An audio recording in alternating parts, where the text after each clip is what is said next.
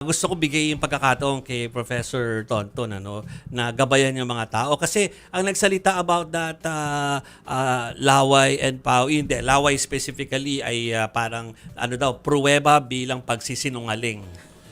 So kayo ba hindi ba kayo na nagulantang sa pagkonekto dun sa dalawang Ah, bagay?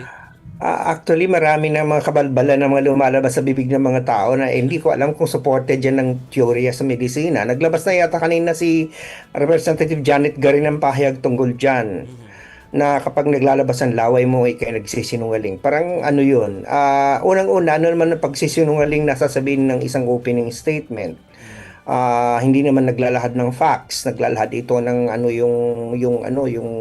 yung tutahaki ng proseso, wala pa namang napapatunayan.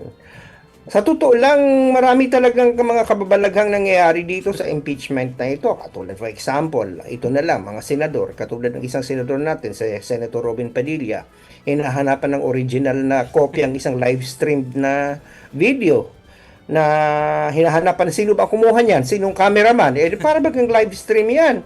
So sinong cameraman yan? So may mga gano'n na kailangan talagang hindi lamang ang mga mamamayan ang kailangang educate natin, pati yata ang mga senador Ay, kailangan ding umattend ng seminar na bibigay ng inyong istasyon sa sa digital journalism. yeah.